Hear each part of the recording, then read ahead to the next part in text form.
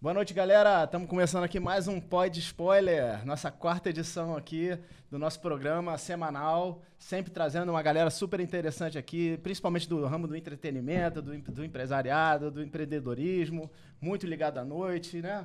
E sempre com os monstros sagrados aqui do meu lado. Você é a primeira pessoa aqui que eu vou já que é de casa, nosso Roberto Campos. Temos nosso convidado aqui, Kleber Júnior, monstro sagrado da noite carioca, quem conhece sabe, cara que entende mais aí do ramo da noite, do entretenimento e tudo que envolve, né, esse nosso ramo que a gente fala e gosta muito, e a galera que nos consome, que sempre nos acompanha, gosta de saber das novidades.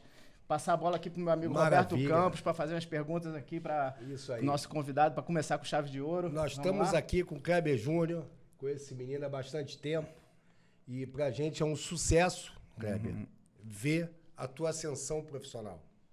É o que eu falo para as pessoas. Esse legado do mercado que eu tô há muitos anos é você ver um cara começar no mercado há muitos anos atrás, que você está bastante tempo no mercado, mas quando você veio, a gente começou a criar uma relação profissional, eu sempre gostei da sua fixação em falar sempre para mim, vai dar certo, eu vou ser grande, vai dar certo. No início, eu sempre acreditei nisso, mas quem escuta de fora deve falar, pô, esse bicho é louco, esse cara é uma loucura. Fala pra mim, quando, pra gente, pra mim, pro Boni, que é um parceiro, somos gerações diferentes, mas quando é que você se inspirou pra você hoje falar assim, hoje eu trabalho com entretenimento, faço eventos, quando surgiu isso na tua cabeça? Isso foi pequeno, foi novo? Como é que foi? Conta um pouco da tua vida aí pra gente. Primeiramente, é um prazer estar aqui. Satisfação pra gente também, irmão. Tamo junto. Eu tenho um carinho, um apreço enorme pelo Roberto. Eu costumo dizer isso para todo mundo que o Roberto me ensinou a ser um pouco mais tubarão. Eu era muito coração na minha profissão e ele me ensinou o caminho das pedras para algumas negociações, ele me ensinou a morder mais, ele me ensinou a me posicionar mais. Já te agradeci, mas nunca te agradeci publicamente. Excelente oportunidade aqui. Assim eu vou ficar emocionado, pô, brincadeira. O nome do programa é Pod Spoiler por causa disso, né? Pod Spoiler, pode nos te agradeço, novidade. Te agradeço muito por isso, porque muitas das coisas que eu aprendi com você eu uso até hoje em todos os meus processos de trabalho e todos os meus processos de negociação. Cara, minha história com o evento foi a história mais sem querer do mundo. Eu completei mês passado 14 anos de carreira. Eu comecei a fazer evento em 2008. Eu consegui descobrir isso porque meu pai tinha um flyer do meu primeiro evento. E aí eu consegui ver a data e consegui ver certinho quanto tempo eu tinha de evento. Eu fui atleta profissional de futebol até 16 anos. 16, 17 anos. Joguei no Botafogo, joguei no Flamengo, joguei na Seleção Brasileira de Beach Soccer, joguei na Seleção de São Paulo. Eu era bem atleta mesmo. E por que eu estou falando isso? Eu sempre fui muito popular na minha escola, né? Que eu estudei anos na mesma escola, e sempre fui muito popular no futebol, porque eu conhecia muita gente e tal. Enfim, eu sempre fui um cara muito comunicativo e, digamos, um pouco polêmico, então isso... tinham muitos olhares sobre mim, tanto de amor quanto de ódio, mas em época de adolescente. E, cara, quando eu fiz 17 anos, eu meio que abandonei a carreira de futebol. Comecei a fazer algumas faculdades, fiz 4 faculdades, não me formei em nenhuma. Uma faculdade não tinha nada a ver com a outra. Fiz 5 períodos de educação física. Caralho. Depois fiz 3 períodos de engenharia ambiental, que não tinha nada a ver com nada, porque na época estava na moda, dava dinheiro, enfim, desisti. Fiz publicidade e fiz administração. Se eu juntasse todos os períodos que eu fiz, eu era formado em 2 faculdades. E acabou que em um desses momentos, eu ia fazer um aniversário em 2007, né? Porque isso foi pré-carreira. Eu fui fazer meu aniversário em 2007 e falei, cara, quer saber? Pô, conheço gente pra caramba. Vou fazer uma festa no Clube Internacional, que é ali do Largo de Santa Luzia. Vou fazer uma festa de aniversário, vou pedir R$20 de cada amigo meu só pra gente comprar bebida e tal, pra todo mundo poder servir de boa. E, cara, resumo, bem resumido da história, é que eu anunciei esse meu aniversário durante 12 dias. Fiquei falando com várias pessoas. Bombou o negócio. Falando. E ali eu já passei o meu primeiro perrengue profissional de produtor, porque no dia do aniversário que eu estava marcado, eu trabalhava de office boy no centro da cidade. Caraca. Eu e um amigo meu de infância, a gente trabalhava de office boy.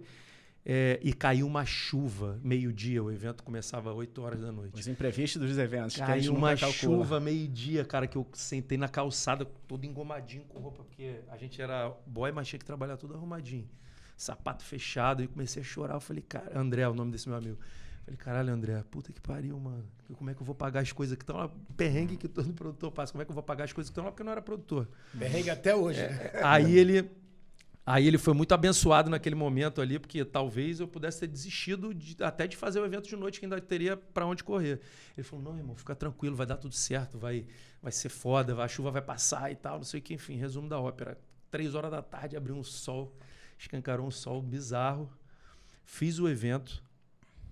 O evento deu 1.000 pessoas dentro, mais 1.000 pessoas fora. Tudo boca a boca. E eu lembro que na época... porque, de fato, eu era muito conhecido da galera, entendeu? E aí, eu lembro que na época eu saí com R$3.000 de lucro. R$3.000 em 2007 era muito dinheiro. Aí você, muito dinheiro. Posso profissionalizar essa história aí. Aí, como eu já tinha tentado fazer várias coisas, eu falei, cara, vou tentar fazer mais um. Aí fiz mais um, que foi a minha primeira label, né? Que era a Big Night, que eu fazia no Clube Olímpico, em Copacabana, e depois passei pro Clube Israelita. No CIB. No CIB, isso. E, cara, marquei um tempo lá e uma geração da minha galera.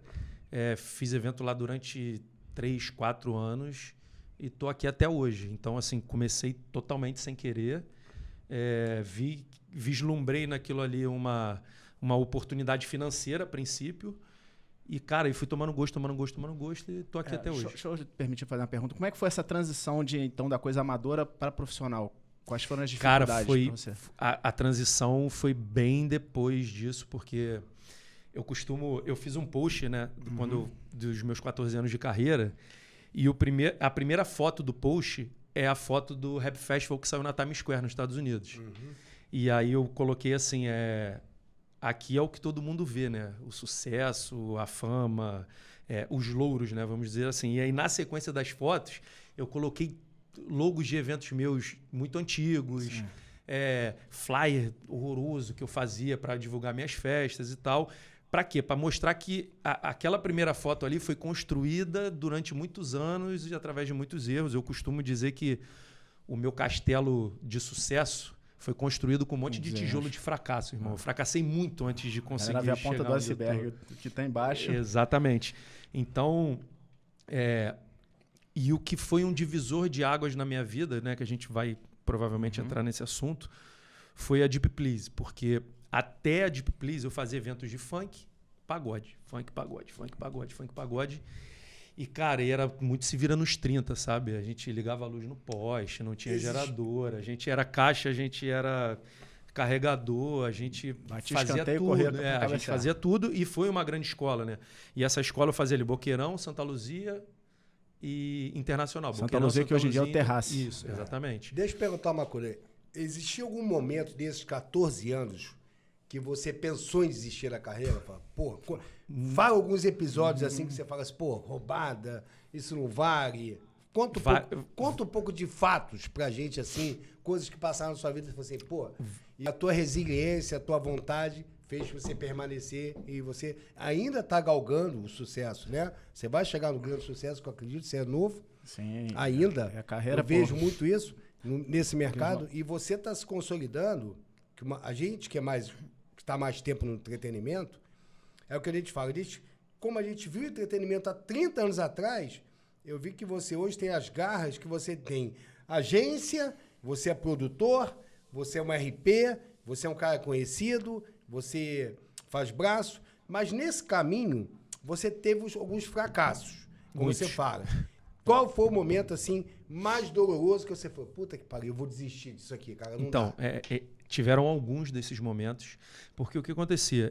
Nesses 14 anos de carreira, até o meu 7º ano de carreira, mais ou menos, eu ia para casa com dinheiro de lanchar, pedreira, com evento lotado, entendeu? Por falta de experiência, por me aproximar e colocar em cargos de confiança pessoas que não poderiam estar ali. Você não sabia capitalizar.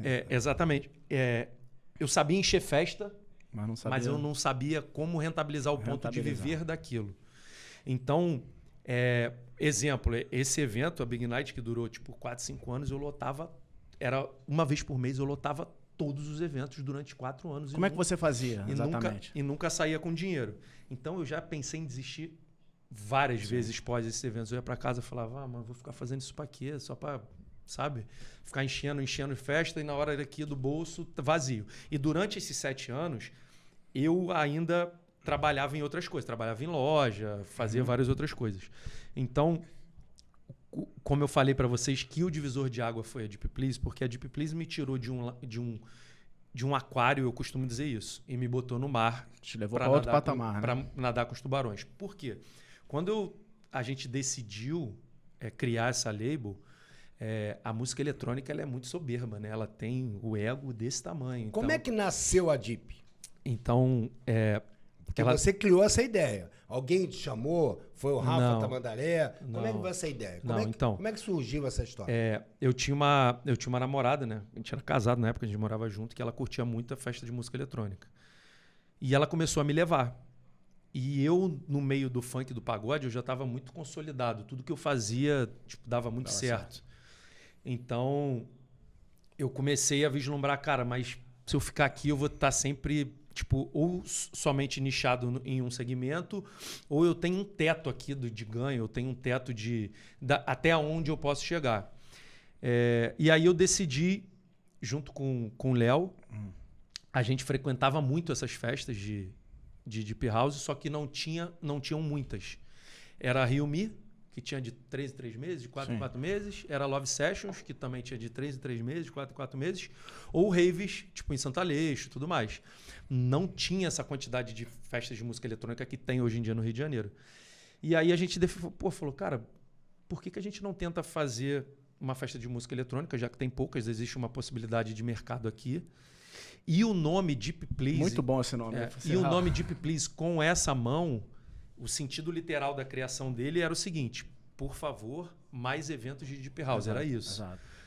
Só que quando a gente lançou a marca, foi um sucesso tão grande que as pessoas perguntavam, o que significa essa mão? É Buda? É Deus? É por favor? É obrigado? Enfim, a gente, desde o início, a gente sempre teve uma áurea muito, muito positiva com a marca. Tem vários sentidos essa marca também. Com a marca Deep Please. Tanto que a gente criou um slogan que é o seguinte, na época, né?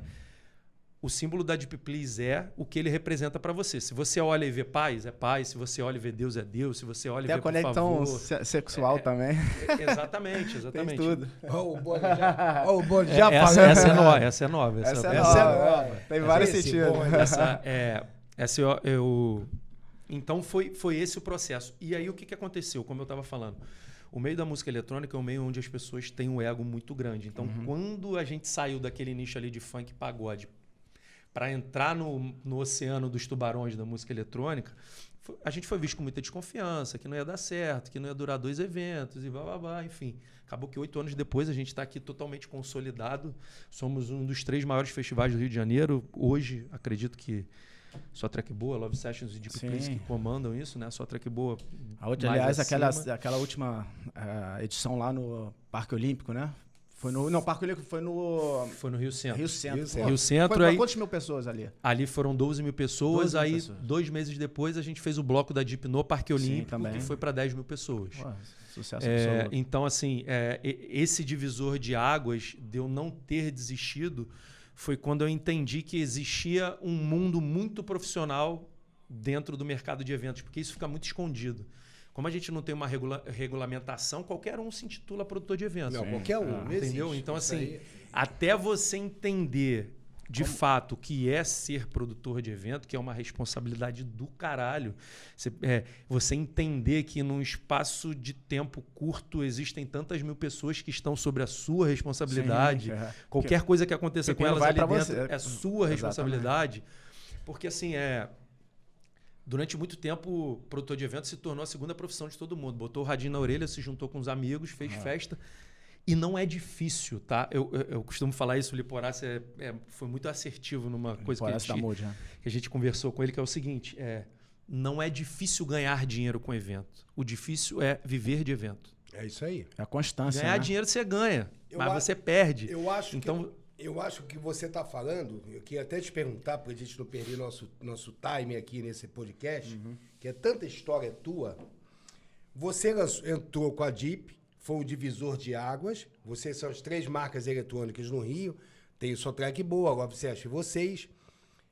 E dentro desse lado... Tem mais marcas, mas essas 3 são as que têm mais visibilidade. Eu tenho 2 perguntas, depois eu quero que o Boni pergunte também. 2 perguntas. A marca Deep foi uma criação sua, né? E a segunda pergunta é a seguinte. Você tem uma vontade de uma expansão... Como é que você se vê nacionalmente com a marca da Deep Please, nacionalmente? E dentro da Deep Please, eu acho que no teu sucesso profissional, eu estou falando isso porque eu estou acompanhando os eventos há muitos anos, e eu estou muito de fora, eu tenho um bom olhar de ver o crescimento dos produtores. Foram os produtores que eu sempre acreditei. E nesse mercado, como você fez esse elogio no início do nosso podcast, falando de mim, eu falo que nos últimos 5 anos, posso falar isso para você, Boni, para todo mundo que está aqui, você foi o produtor que teve o maior upgrade profissional. Porque eu vou falar nomes que, né, hoje, como eu falo, eu sou um dinossauro nesse mercado. Você fala hoje nos caras que já fazem sucesso há muito tempo ou que se mantêm. Eu vi que você, nos últimos 5 anos, aqui não é rasgação de seda, nem puxa-saco. Ele nem na minha etiqueteira tá, pô, então não posso nem falar isso. Mas esse é o cria, né? Mas é meu cria, vai ser sempre. Tô na etiqueteira que tu me levou. Isso aí nem cresce. Tá muito bem. Você teve uma ascensão muito grande. Você diz que no teu interior, que você é um cara muito espiritualizado, eu vejo que você é um cara, eu acho que é da mesma religião. Eu já senti isso. Macumbeiro. Macumbeiro total. Eu sou macumbeiro total. Tô com a minha guia aqui. É isso que faz dar certo os eventos. Minha guia tá aqui, o Exu da meia-noite tá comigo. Por isso que, por isso que não chove nos eventos, né? Não, por isso que para derrubar o velhinho é difícil. Você acha que o teu projeto Seja Luz foi uma forma de agradecimento desse teu sucesso dos anos que você vem crescendo? O Seja Luz, ele, na verdade, ele foi criado, né? E falando de Seja Luz, falando um pouco de Deep Please, eu e o Tamandaré, que é o meu sócio, é a única pessoa que é meu sócio em todos os meus negócios, a gente que detém a marca da Somar, ele teve um papel muito fundamental nesse meu processo de Deep Please, porque ele é um monstro sagrado na música eletrônica. Ele trabalha só com música eletrônica há muitos anos. Ele, desde que começou a carreira dele, começou na música eletrônica. Então, tudo que eu entendo hoje, tudo que eu aprendi hoje sobre música eletrônica, eu aprendi com ele.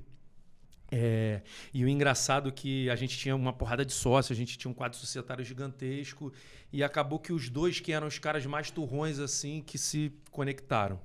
E a gente tem essa parte espiritual muito forte, sabe? A gente procura... Isso é importante para uma boa parceria. Exatamente. A gente entende que energeticamente nada tá fora da energia. Nada, nem o teu trabalho, nem a tua mulher, nem os teus amigos. Tudo se move através de energia. E aí o que aconteceu? Quando a gente decidiu fazer o projeto Seja Luz, foi, em primeiro lugar, um projeto estratégico, tá? A gente entendeu o seguinte: todas as grandes empresas, elas atuam em 3 áreas. Elas são foda no que elas fazem, que no nosso caso, fazer evento.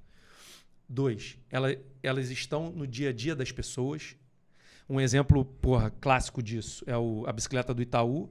Você, cliente ou não do Itaú, tu vê uma bicicleta laranja, você já lembra do Itaú, ou seja, o Itaú conseguiu, investe marketing até através hoje disso, entrar no dia a dia das pessoas. Sim. E o terceiro passo foi que todas as grandes empresas cuidam do social e cuidam do ambiental. Então, isso foi um passo estratégico para a gente engrandecer a marca. No dia a dia das pessoas, a gente criou a Deep Please Store, que é a nossa marca de roupa. E o projeto social, ele foi voltado justamente para a gente atuar na área social e na área ambiental.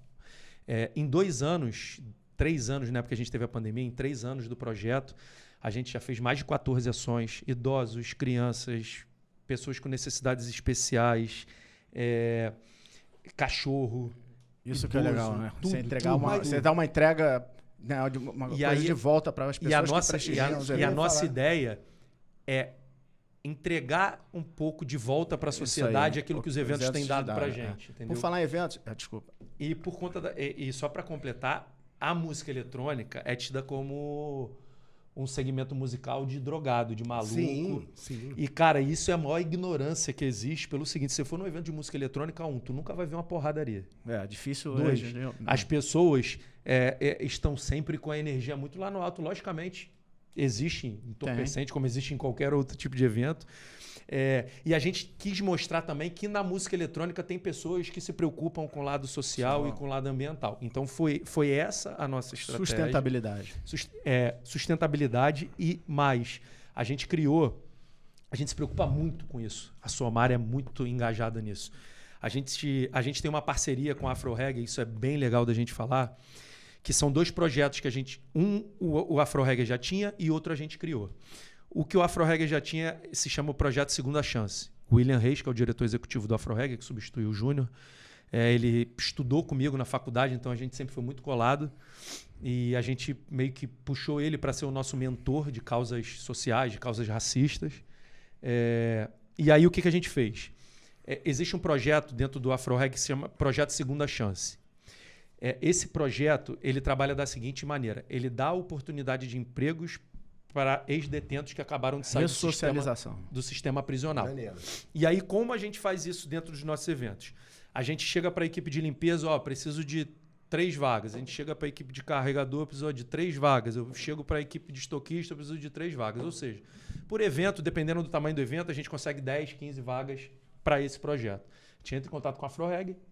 A Afro Reggae manda essas pessoas junto com o coordenador deles. A gente conecta essas pessoas nas equipes de trabalho. Muito bacana. E dali, porque assim, qual é o nosso intuito com isso? Não é a gente mudar a vida deles com os nossos eventos. É a gente inserir eles no mercado e, a partir dali, ele fazer network com o supervisor da equipe de limpeza, ele fazer network com o supervisor da equipe de carregador. Socializando eles. E exatamente essas pessoas gostarem do trabalho deles e chamarem eles sem precisar da gente. Isso é um dos projetos que a gente toca juntamente com a Afro Reggae. E o segundo, aí sim foi um projeto que a gente criou e pediu a chancela do Afro Reggae e a gente conseguiu, que é o projeto Produzindo Talentos. O que consiste esse projeto? O Afro Reggae me envia exatamente nessas características. Jovens negros que moram em favela.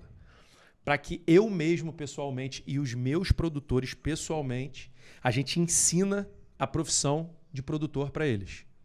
Então, eu chego, William, olha só, eu tenho uma vaga Produzindo Talentos, esse a gente tem vagas menores, e essa pessoa que vai, ela trabalha com a gente várias vezes, porque não é uma profissão que dá para você aprender em um dia. Faxinar dá, carregar coisa dá, mas produzir é algo que necessita de mais tempo.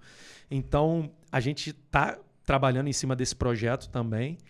O Wendel é um menino de ouro lá que está lá com a gente, veio indicado do Afro Reggae, já está trabalhando com a gente faz 1 ano e dali já está conseguindo outros contatos, outras empresas para trabalhar. Então, assim, a Somar, através do projeto Seja Luz, que é da Deep Please, se tornou meio que uma referência no lado social. Só para o pessoal entender, a agência Somar, ela tem quantas labels hoje em dia? Como é que é? Vocês têm quantos sócios? Para entender isso, eu preciso explicar o que é a agência Somar hoje. Por favor. Hoje, a agência Somar é uma agência de marketing digital e comunicação para eventos e artistas.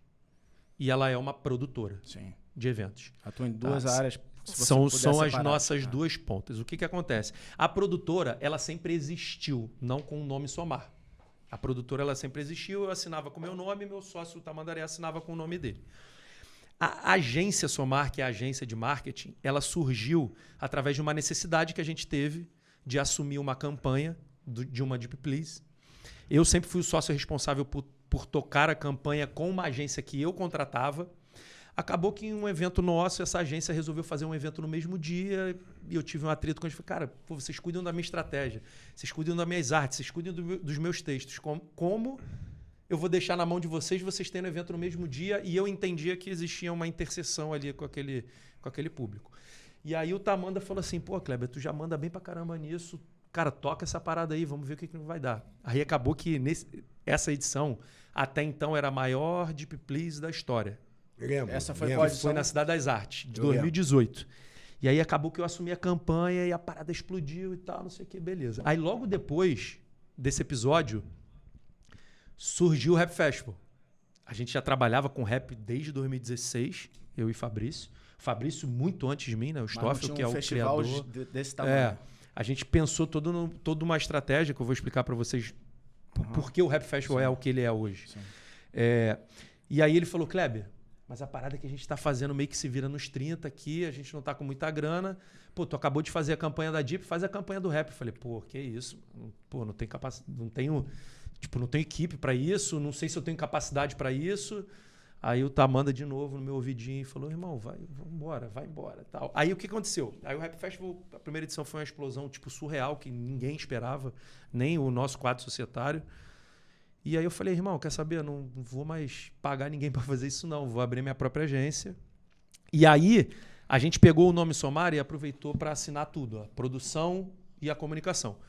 Hoje a gente definiu, né, a gente decidiu que a gente não presta mais serviços de comunicação e marketing para outros eventos, a gente encerrou isso. Só o de vocês. Porque antigamente vocês faziam isso. A gente pegou, tinha a época de ter 12 campanhas na agência rodando ao mesmo tempo. 12 clientes. E o que a gente entendeu com isso? As pessoas chegam na agência, que é até uma das perguntas, as pessoas chegam na agência e fazem assim, eu quero uma campanha que nem a Deep e uma campanha que nem o Rap e eu quero vender igual. Como se, de referência. Como se fosse uma mágica. Como se fosse uma receita de bolo e como se não tivesse toda uma estrada nisso. E aí a gente começou a entender que o que a gente faz é muito fora da curva em questão de campanha. Eu estudo muito isso, eu trabalho muito com dados. O Bernardo me ajudou muito nisso. A gente trabalha muito com dados de tudo que a gente faz, de horários, de alcance. E eu vejo que muito produtor não entende bulhufas dessas coisas. Tem muitos que entendem. Muitos joga no escuro. E assim, e não é errado também o cara chegar para mim e não entender nada, ele tá me contratando para isso. Sim. Só que a gente começou a entender que muitas das vezes a responsabilidade de uma prestação de serviço virava meio que uma responsabilidade de virar um evento de outros. E não é isso. Eu tô prestando serviço, irmão. Quem escolheu o artista foi você. Quem escolheu... E começou a se tornar um trabalho não só de agência, mas um trabalho meio que de consultoria muito profunda. Então a gente falou, não, calma aí, isso aqui é ouro nosso. Porque tem uma estrada disso que vocês criaram e conquistaram, não é assim... E não é nem questão, não vai falar o que vocês fazem. Não, a questão não é essa. A questão é que hoje o Rap Festival e o escopo da Somar tomam muito do nosso tempo como empresa. Sim. Mas antes de você entrar no Rap Festival, eu quero te fazer uma seguinte pergunta. Eu quero dar uma pimentada nesse podcast aqui. A gente precisa dar uma pimentada.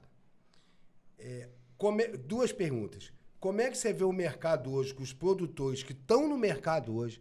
Que eu não vou dizer que você é um cara polêmico, mas você é um cara de opinião. Uhum. Você é um cara estudioso, você estuda a fundo, as pessoas que são seus parceiros no teu perfil te respeitam pela tua maneira, às vezes... As pessoas não entendem que existe uma coisa chamada profissionalismo e existe uma coisa chamada grosseria. Uhum. Como você é profissional e você cobra das pessoas, você quer resultado, como você se cobra, como é que o Kleber Júnior se vê daqui a alguns anos? Porque você falou assim, eu entrei no projeto Seja Luz, eu quero ajudar o menino a ser carregador, produtor, papapá. Como é que você vê esse mercado hoje? Como é que você analisa nesses seus 14 anos de carreira? E o que você pensa para o futuro? Qual o legado que você quer deixar? Porque a tua geração vai passar, como passou a minha. Hoje eu vejo vocês como filho, mas você vai chegar à minha idade e vai olhar como é que você vê o legado que você quer deixar no mercado de entretenimento, o profissionalismo, como é que você vê isso? Antes da gente falar do Rap Festival, que o Rap Festival é uma coisa que todo mundo... O Rap Festival é o Flamengo. Todo mundo quer falar de Rap Festival. Real Madrid. É o Flamengo. É porque você não é flamenguista, né? Real Madrid. Então, o que eu quero te falar é o seguinte. Como é que você vê esse mercado?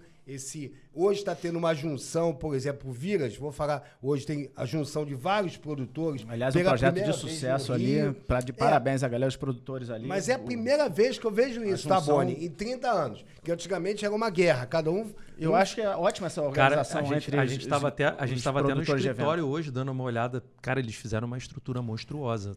Mas eu quero que você me diga qual é a tua visão? Né? E hoje você fala, Somar, hoje só faz seus produtos. Qual é a tua visão? Porque todo mundo quer fazer, tudo que dá certo, todo mundo quer fazer. Eu quero ser igual ao Rap Festival, eu quero ser igual... pô, às vezes a pessoa não chega. A primeira coisa de todas que precisa ser entendida é que você precisa enxergar além do seu tempo. Eu acho que os grandes homens que fizeram história no mundo, eles enxergaram à frente do tempo deles. Pensar fora da caixinha. Eles vislumbraram. Inclusive, na porta do meu escritório, a frase é: pense fora da caixa. E eu vejo o mercado de eventos como ondas, sabe? Vem muitas ondas. Aí vem ondas de evento sertanejo, aí depois vem onda de evento open bar, aí depois vem onda de música eletrônica. E o nosso mercado, ele muda muito rápido. Ele muda muito rápido. Então, se você não for uma pessoa que estuda o mercado, estuda os movimentos que estão acontecendo naquele momento, você pode tentar implantar um modelo que funcionava 3 meses atrás, mas agora não funciona mais. Isso é Tudo bizarro, muda muito a gente rápido. conversa muito sobre isso. Que tem coisas que funcionavam há 6 meses que hoje já não funcionam. Exatamente. Tem coisas que funcionavam um ano atrás que tu olha assim e fala, cara, como é que isso funcionava? Então, sem polêmica nenhuma, a questão você precisa se posicionar e você precisa entender quem você é. Por quê? A nossa profissão de produtor é uma profissão piranhada. É verdade. Então, assim, quando eu vejo um cara que nunca fez evento nenhum se intitulando produtor e ganhando dinheiro, tá? Não tem problema nenhum com que essa pessoa ganhe dinheiro. Mas se intitulando produtor só porque se juntou com um grupo de amigos e fez uma festinha e deu certo, eu sempre me posiciono em relação a isso. Porque o que a gente estava falando no começo, o nosso trabalho é muito sério. E a Somar, ela pensa sempre em criar projetos. Ó, eu conheço gente pra caralho, mas nenhum dos meus eventos depende dos meus amigos para terem Mas sucesso. depender de amigo, a gente quebra. Não, é por isso que eu tô te falando. A gente não tem, a Somar não tem medo de envelhecer na idade. A Ele tá gente sempre não, atualizando. a gente se não- atualizando Legal. do a mercado. gente não pode envelhecer na nossa visão Isso aí. e nem no nosso pensamento. A gente tem que estar sempre se atualizando. E assim, cara, parece até um pouco arrogante, mas o futuro que eu vejo para minha empresa e para as pessoas que nos cercam, a gente está montando times muito fortes, sabe? Na Somar hoje a minha sociedade sou eu e Rafa Porto, eu e Tamanda só. Mas, tipo, o Rap Festival a gente tem mais 2 empresas. A base a gente tem mais uma empresa. No Deep Please, por exemplo, tem também o Tinha. Thomas Rezende. Não, tinha. Tá. A Deep Please hoje só sou eu e Tamanda. Entendi. Também. Mas o Thomas foi nosso parceiro durante um tempo. O Léo Capek foi nosso parceiro durante um tempo. Então, assim, eu vislumbro o futuro da nossa empresa de uma maneira muito brilhante, porque a gente foca muito em fazer projetos sólidos. Às vezes a gente esquece um pouquinho o curto prazo e olha mais a longo prazo. E o grande exemplo disso foi a Deep Please, na época que a gente apostou lá atrás, e na época que a gente começou a ver o lado social, na época que a gente começou a mexer em coisas que ninguém da música eletrônica mexia, sabe? Era certo de dar certo? Não, mas hoje em dia é a nossa marca. As pessoas olham pra gente e veem coisas boas. O Rap Festival, a galera fala, o Rap Festival, o Rap Festival. Você sabe desde quando a gente faz rap? Desde 2016.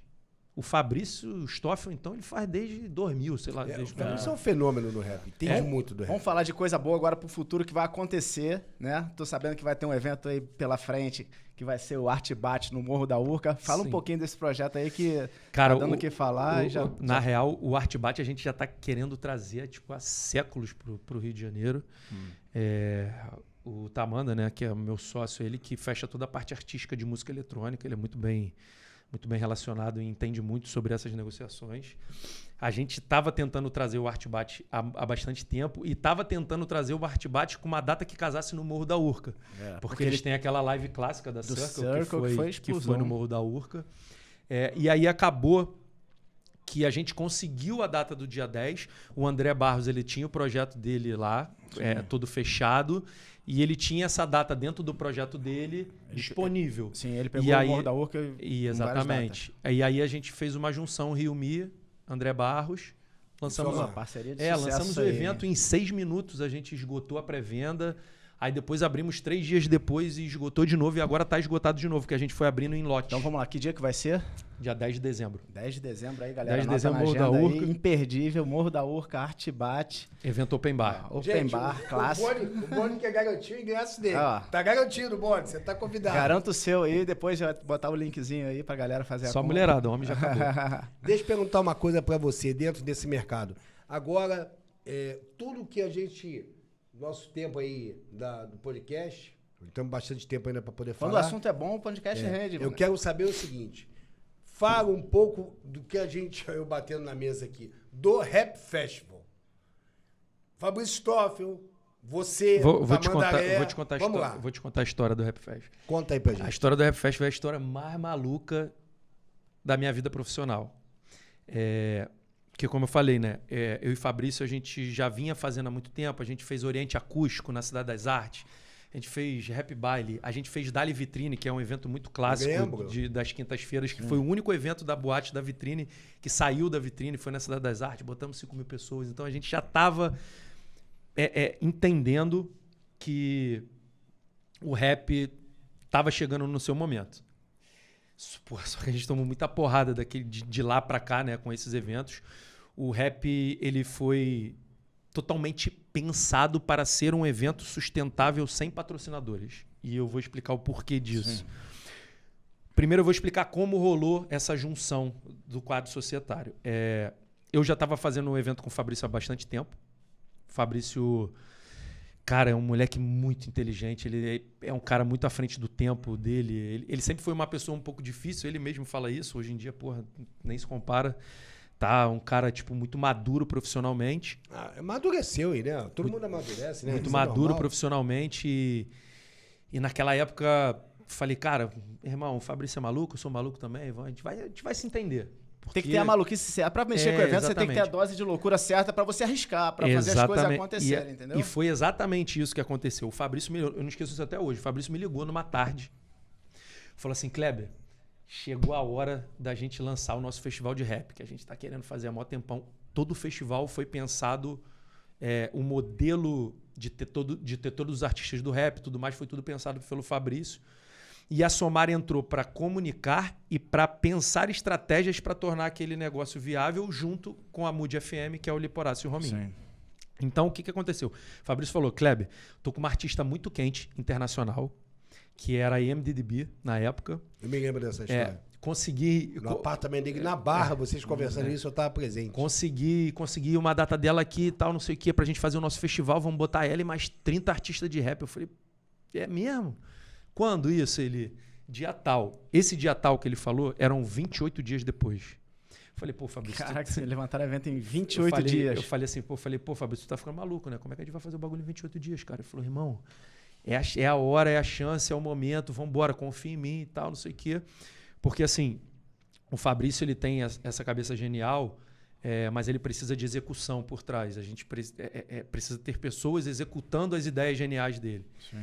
E aí, o que a gente pensou de modelo de negócio do Rap Festival? Foi o seguinte, o rap, ele sempre teve muito nas periferias, tipo, Poder que o Fundição rap tem Progresso, na periferia. Lapa, Viaduto de Madureira, em locais que a gente considerou que poderiam ser outros. A gente pensou o seguinte, cara, o lugar do rap é onde ele quiser. O rap não precisa estar só na periferia. A cultura do rap só na é... Viaduto de Madureira. O rap não precisa estar só na Fundição Progresso. Isso. O rap pode, deve e vai estar, através da gente, do Rap Festival, no maior centro de eventos do Rio de Janeiro, que é a Barra da Tijuca. E aí, o que a gente pensou como modelo de negócios do Rap Festival? A maioria dos eventos de rap só vende ingresso de pista. Sim. E aí, o que a gente falou? Cara, não. O Rap Festival tem que ser um festival gourmet, vamos dizer assim, que a gente foi chamado de festival de burguês, festival gourmet, a gente foi chamado de tudo quanto é nome. Que era o seguinte, não vamos tirar o acesso das pessoas da pista. Conseguiram fazer um meio termo na coisa. Trouxe uma Fizemos coisa uma área premium, que é pra galera mais playboyzada e tal, não sei o quê, que quer estar num lugarzinho que tem um confortozinho melhor. E inserimos também o camarote, que era coisa totalmente inviável e impensável naquele momento para um evento de rap. Eu lembro que na primeira edição a gente fez 30 e poucos camarotes e a gente esgotou, tipo, muito tempo antes. E isso tornou o modelo do Rap Festival um modelo sustentável. Porque a gente não esqueceu a massa, que é a galera... Que é a galera que sustenta o rap. Primeiro e o segundo. A gente... Foi quando eu estava em Botafogo na Ingresso Certo, você levou o projeto para lá e a gente executou. Exatamente. A gente pegou a galera de pista, continuou dando acesso a ela, pegou a galera da área premium, quer ficar mais segregada ali, quer ficar mais isolada, quer ficar numa área que tem mais conforto, você pode ficar também. Sim. Pô, não quer nenhuma dessas coisas, quer ficar no teu camarote tranquilo, reservado? Você pode também. E aí se configurou o modelo de negócio de Rap Festival, que era um festival de rap, só com atração de rap, com mais de 30 atrações, com pista, área premium e camarote.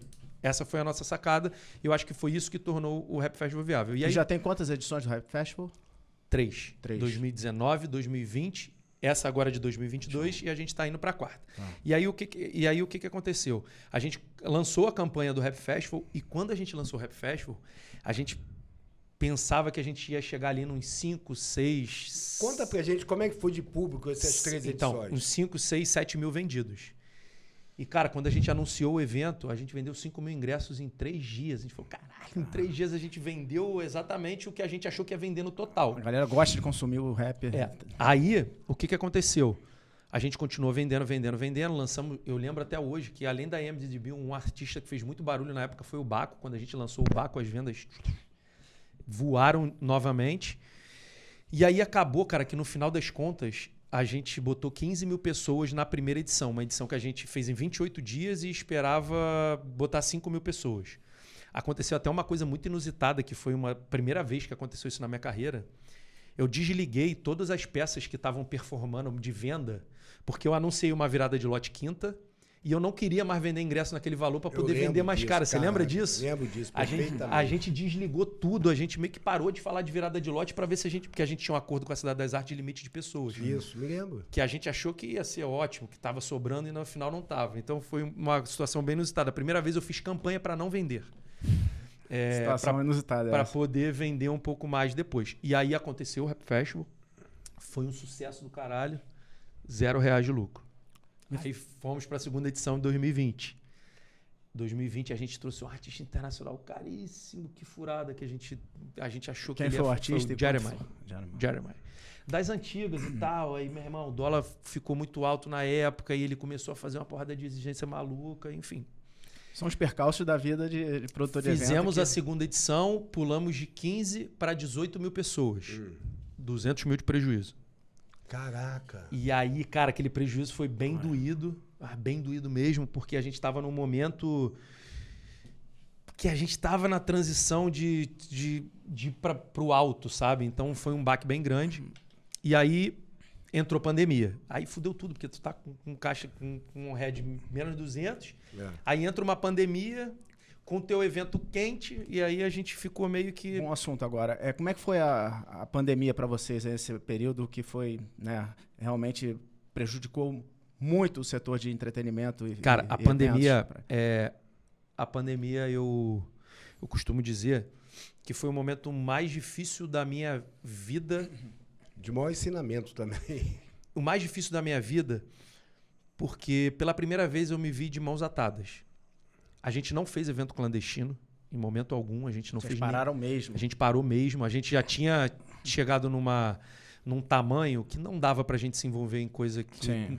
Ilegal. Pudesse queimar o filme de vocês. E, cara, de fato a gente ficou parado 2 anos. E aí o que acontece? Quando você é uma empresa muito ativa e quando você faz vários eventos, mente o produtor que nunca viveu isso. Hoje, graças a Deus, a gente não vive mais isso. Mas às vezes você vive de pedalada, mano. Você faz um evento para pagar o outro, para lucrar no outro, para pagar o outro, para pagar o outro, e aí acabou. Você não tem mais como fazer nada. Então, esse foi um momento difícil porque a gente não tinha o que fazer. A gente não tinha como agir. E aí eu e Tamanda, a gente decidiu, irmão, vamos segurar firme. Existia uma janela no mês de novembro da pandemia na qual liberaram eventos. E, cara, a gente foi tão abençoado que a gente fez uma de Please e uma Mystic, que foram 2 festas de música eletrônica, e a gente estourou um dinheiro e sustentou a gente por mais um ano de pandemia. Putz. E aí o que aconteceu? Logo na volta da pandemia, o nosso primeiro evento anunciado foi o Rap Festival. Não, mas quando você estava na segunda edição, isso é boa curiosidade do pessoal, Teve lucro? Teve prejuízo? De 200 mil, o prejuízo. A primeira a gente empatou, a segunda a gente... perdeu 200 e a terceira, conta pra gente. Não precisa falar de números, mas foi um sucesso. Aí a terceira edição foi essa edição desse ano. Que aí aconteceu o seguinte. Pra você foi uma explosão? Pra você foi uma surpresa? Essa quantidade? Eu tava trabalhando na Grécia ainda e eu vi as vendas. Você imaginava isso? Cara, então, o mais otimista da sociedade, que era por estar mais inserido no meio do rap, era o Fabrício. O Fabrício, ele falou, galera, vai acontecer uma coisa que a gente não tá esperando. Confia em mim, esse Rap Festival vai ser o Rap Festival que vai pegar na veia e tal, não sei o que. Eu falei, vambora, irmão. E aí o que aconteceu? O Rap Festival 2022 ia ser um dia no Rio Centro. Sim. O Rio Centro, eles deram a capacidade pra gente de 30 mil pessoas. E o Rap Festival desse ano ia ser um dia no Rio Centro. E aí aconteceu o seguinte, a gente lançou o festival, vendeu 15 mil ingressos. A gente lançou o Matuê, vendeu mais 8, 23. A gente lançou o line-up completo, vendeu mais 5. Falei, cara, não tem mais onde, não pode mais botar ninguém em lugar nenhum. Magia aí. Não pode botar ninguém em lugar nenhum. Aí o que aconteceu? Duas coisas. Uma, o ingresso já estava muito caro, porque era o nosso limite, aqueles lotes mais altos são os mais caros mesmo. E a gente precisava abrir um dia, porque por isso que eu falo de trabalhar com dados, a gente abriu o nosso dashboard de vendas e de alcance, 126 mil pessoas tinham entrado no nosso link de compra depois que a venda tinha encerrado do sábado. Olha aí. A gente falou, pô, irmão, tem que aproveitar esse público. Tem no mínimo, muito 126 mil pessoas que têm interesse em comprar o nosso ingresso que não podem comprar porque não cabe mais ninguém. Aí a gente foi para a diretoria do Rio Centro e pediu para que eles liberassem o domingo para a gente. Só que aí aconteceu uma coisa, tipo, estranha. Eles, não pode, a gente não quer, que é muito problema e tal, não sei o quê. Aí no dia seguinte eles falaram, não, pode, mas se a gente for sócio... Porque aí... tem a vizinhança lá que uma vizinhança reclama. mas aí acabou que não adiantou de nada, porque eu vou explicar o porquê. Aí depois eles falaram assim, pô, pode, mas só se a gente for sócio. Então aí a gente começou a entender ali que não estava na mesma sinergia, que a gente queria alugar o espaço e fazer mais um dia, só isso. A gente não queria mais sócio para o evento. E aí, graças a Deus, o Liporace muito bem relacionado, falou, beleza, estamos saindo daqui, estamos indo para o Parque dos Atletas, que é na frente do Rio Centro. Com uma capacidade maior ainda. Com uma capacidade maior. E aí, o que a gente fez? Para a gente poder vender um valor acessível, a gente decidiu não só aumentar a capacidade do sábado, mas a gente decidiu abrir o domingo, porque o ingresso abriria com preço lá embaixo para começar uma nova história de domingo. Foi mais socialmente pensando, porque pra gente é mais caro fazer 2 dias. Com certeza. Pra gente dobrar artista, dobrar tudo. Então, a gente poderia ter feito... o Rap Festival deu 40 mil no primeiro dia e 30 mil no segundo dia. A gente poderia ter feito um dia só com 70. Mas muitas das pessoas que foram no domingo não teriam poder aquisitivo para poder ir no sábado. Então, a gente deixaria muita gente de fora. Então, também foi pensando nisso. E aí acabou, cara, que... Quando a gente lançou o segundo dia, vendeu 20 mil, tipo, em 10, 12 dias, enfim. Acabou que foi, tipo, muito meteórico, a gente não esperava, tá? Que falava, a gente esperava ali uns 20, 25, 30, mas 70 a gente não esperava. Matematicamente, em números mesmo, a gente já fez essa pesquisa, em números de receita, em números de público. No Rio de Janeiro, a gente só perdeu pro Rock in Rio. Me conta como é que está a edição de 23. Como é que estão as vendas, qual é a sua perspectiva, qual é a perspectiva dos seus sócios. Isso aqui é um spoiler, né? Um podcast. Quanto mais novidade, né? Novidade, melhor. O que você se permitir, com muita gentileza, muita privacidade, quiser... Você pode falar o que você puder. O que você quiser. Estamos aqui para conversar. O papo Fica à vontade. Então, a nossa expectativa para 2023 é bem grande. Pelo seguinte, logo após a edição de 2022, tipo, dias depois, a gente abriu uma pré-venda. E a pré-venda foi bem explosiva e ali a gente já sentiu que o nosso 2023 a gente vislumbraria algo grande. E aí o que aconteceu? Como eu falo, né, a gente trabalha muito com dados e metas, tá? Em relação a isso. E aí quando a gente abriu as vendas de 2023, abriu mesmo a venda, que não foi a pré-venda, a gente vendeu tipo 30 mil em um dia, se eu não me engano. Posso estar me falando na memória, mas foi 30 mil em um dia. E aí, cara, a gente começou a fazer algumas campanhas, anunciar alguns artistas e não parou em momento nenhum de terem vendas expressivas diariamente. Teve um período que deu uma esfriada e agora a gente já entendeu. Hoje, a gente já tem 70 mil tickets vendidos. A gente já tem 70 mil pessoas que compraram o ingresso do Rap Festival para a edição de 2023. Ou seja, só de venda a gente já superou o público total do ano passado.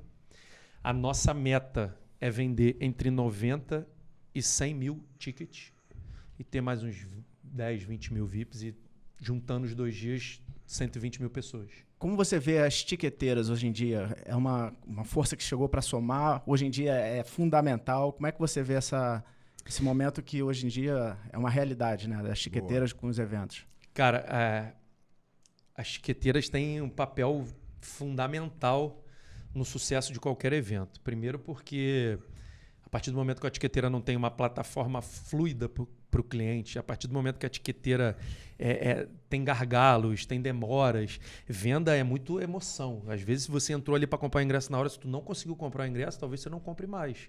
Tu perdeu a emoção, tu perdeu a empolgação, tu não compra mais.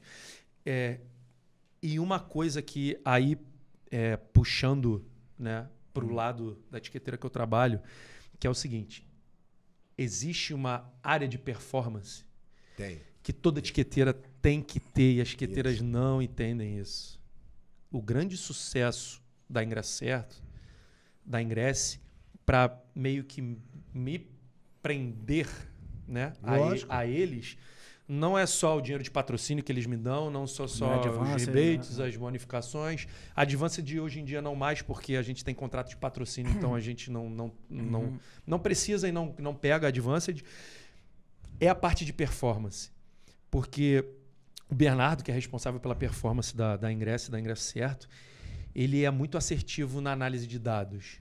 Então, eu consigo entender, só para vocês entenderem, ano passado a gente vendeu o Rap Festival em nos 26 estados do Brasil, em 400 cidades. Esse ano, faltando 3 meses, a gente já vendeu em 700 cidades do Brasil. Por quê? A gente pegou todos esses dados, todas essas análises, direcionamos para esses estados e conseguimos fazer isso. Então, assim, o papel da etiqueteira hoje, além dela ter uma plataforma fluida onde o cliente entre e consiga comprar de maneira simples e rápida. Isso aí. Toda etiqueteira tem que ter uma área de performance. Ó, eu recebo todo dia cantada de etiqueteira. Todo dia. Todo dia. Todo dia. Primeira pergunta que eu faço: vocês têm área de performance? Eu faço sacanagem mesmo, porque na maioria não tem. Porque a área de performance é uma coisa hoje no mercado, o que você está falando, que não é, na verdade, Boni, a etiqueteira. É o que vem junto com a etiqueteira. Exatamente. No caso do Bernardo, o Bernardo faz muito bem esse trabalho, mas eu ainda passo da seguinte propósito. A marca tem que ser boa, a data tem que ser boa. Porque, por exemplo, a gente está falando aqui de um Rap Festival e de uma marca Jeep. Existem inúmeras marcas que entram na Ingresse Certo, na Showpass, na Simpla, que não vira. Porque a marca não é boa, o cara não escolheu a data no dia certo, o cara não botou os artistas. São alguns dos pilares, né, de um grande evento. Uma boa data, um bom artista e um bom local. Tá? E essa parte que a gente está falando de performance é uma parte que as pessoas negligenciam muito. Negligenciam numa pré-venda, numa captação de lead, negligenciam em coisas que fazem a sua venda abrir bem. Se abrir venda bem é um conforto emocional. Se abrir venda bem é um conforto financeiro para você poder gerar seu próprio dinheiro. Só que o que acontece muito... Abre na emoção. E mais do que isso, como a gente não tem... Cai mais uma vez. A gente não é uma profissão regulamentada. Isso aí. Tem muito produtor aventureiro que chega uma etiqueteira e fala para ele: ó, eu tenho 50 mil de Advanced. Já peguei muito Advanced, tá? Não Sim, tô sim. jogando isso Mas no... a pessoa abre o olho pro não, Advanced. Assim. Lógico, é necessidade. Não, né? não tô cuspindo pro alto, mas... a pessoa olha o Advanced e, meu irmão, cara, essa etiqueteira aqui tem 10 mil reais a mais de Advanced, eu vou pra ela. E esquece de analisar todo o resto. Porque uma etiqueteira boa vai fazer esses 10 mil teu virar 50, virar 100, virar 200, virar 1 milhão. Entendeu? E por falar em performance, você estava me falando aqui, quando a gente estava conversando vindo para cá, que você levantou um evento agora que foi um sucesso, a Base. Né? Base. Festa Base. A Festa Base em 23 dias, né? Como é que foi essa performance com esse desafio? Em 33 dias a gente lançou... na real, a gente estava tentando trazer o Michael Bibi há séculos pro Rio de Janeiro. Tamanda tava, meu irmão... E aí acabou que no Rock in Rio, aos 45 do segundo tempo, a gente conseguiu a data do Bibi e a gente lançou a campanha no dia 14 de outubro para a festa dia 19 de novembro. 14, 16, mais ou menos. Só que tiveram algumas coisas que corroboraram para isso ser um sucesso. Achei uma performance incrível essa aí. Um grande artista. Uhum. É isso que eu falo. A festa, muito também. A Festa Base não tinha desde 2018. Olha aí.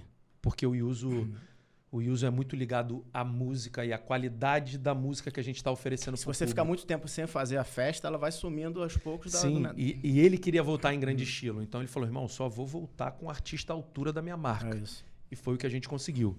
E, logicamente, como a gente está com as nossas bases de dados de performance muito quentes, porque a gente está fazendo muita coisa há muito tempo, a gente já dispara para as pessoas certas, a gente já dispara para os compradores certos. Então... já tem um caminho. A gente fez uma pré-venda ali de uns 5 dias, vendemos 1.000 ingressos em 3 horas no primeiro dia, depois deu uma esfriada, depois aqueceu de novo e acabou que a gente botou 4.200 e poucas pessoas no centro da cidade. Onde foi? Foi no Armazém Utopia, no último armazém ali da Praça Mauá.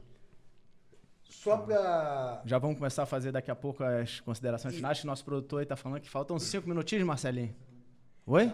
Agora, dentro dessas considerações, o Boni, eu quero saber um pouco da vida do Kleber. Porque a gente está falando aqui de evento, de etiqueteira, show. Vem cá, na tua casa você tem um pitbull, um vira-rata, um gato. Aí eu acompanho você. Você acompanha o Shelby, botou uma mesa de sinuca, faz churrasco. Como é que é a tua vida? Porque as pessoas acham o seguinte: o cara é produtor de eventos, é um cara conhecido, é renomado, mas é uma vida também, que eu vejo isso nesse mercado, muito, muito você, né? Porque você fica, às vezes, um grupo de amigos é menor, os teus amigos, verdadeiros amigos, são poucos. Como é que é o teu dia a dia? Como é que é a vida do Kleber fora evento? Como é que você vive? Cara, eu tô vivendo um dos momentos mais quietos da minha vida. Porque chega uma hora na tua vida profissional que você tem que abrir mão da tua vida pessoal acelerada. Preciso acordar cedo. Né? Tem que ter reservar um espaço pra Preciso acordar cedo. Tenho muitas tarefas a cumprir. Tenho muitas responsabilidades a cumprir. Então, desde a pandemia, eu vivi como se não houvesse amanhã. A pandemia, meu irmão, bebia todo dia, ficava trancado em casa todo dia, meu irmão, festinha todo dia. Exatamente. E quando estava para o final da pandemia, que foi quando veio esse processo todo de Rap Festival e tudo mais, a vida profissional, além de ter dado uma guinada, eu estava tão acostumado, meu irmão, a descaralhar, desculpa a palavra, mas é isso mesmo. A descaralhar, anterior. Que, meu irmão, começou a ficar incompatível. Então, hoje, eu me mudei há pouco tempo e a escolha dessa minha casa nova foi uma escolha de uma casa nova maior para que eu pudesse estar mais em casa, receber mais meus amigos, jogar uma sinuquinha, jogar um videogame, fazer churrasco. Eu já pensei estrategicamente em ter uma casa mais aconchegante para que eu pudesse ficar mais em casa, porque eu já tinha entendido que eu precisava ficar mais em casa. Pô, eu saí da pandemia, eu tava com 90 e poucos quilos. Irmão, comia, não pode bebia, deixar de prestar atenção na forma física, nas coisas. Já perdi 10 quilos todo e aquele dia. negócio que você fazia da alimentação, que você ficava 48 horas. Conta essa curiosidade para as pessoas. Cara, vamos falar um pouco. É muito influenciado pelo meu sócio, né? Que ele é praticante de jejum intermitente há muito tempo. O Tamanda, Você já Rafa Porto. Qual foi o teu máximo? Rafa Porto faz jejum intermitente? Sim, eu já fiquei 72 horas sem comer. Caraca. 72 foi o meu máximo. Só que o que acontece? Eu não praticava muita atividade física. E aí, a partir do momento que eu me tornei, de fato, praticante de atividade física, é muito difícil fazer jejum, irmão. Porque o teu corpo pede combustível, né? Pede alimento bom. Então, hoje em dia, a minha vida está bem pacata. Eu trabalho muito e fico muito em casa. Eu quase não saio de casa para... Quando você vai para os eventos, você fica até o final? Você consegue também dar uma saída? Faz tudo que tem que fazer antes? Curte? Como é que você é no evento? Não, no evento trabalhando ou no evento curtindo? Trabalhando. Eu sou o cão no evento. É um tá cão de olho no em manga. Porra, é chato, então, chato pra caralho. Eu sou... Porra. De todo o nosso quadro societário, até com outras empresas, eu sou o sócio responsável pela operação do evento. Eu abro e fecho o evento. Então, eu trabalho durante todo o evento. É uma das minhas especialidades. Fiz muito isso durante muitos anos.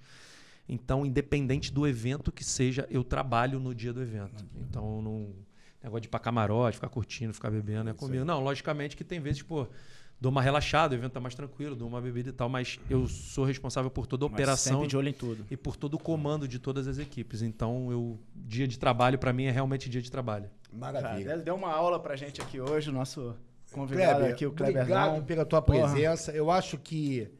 Eu vou pedir pro Boni das considerações finais, mas eu acho que você, Kleber, nesse mercado de entretenimento, você está...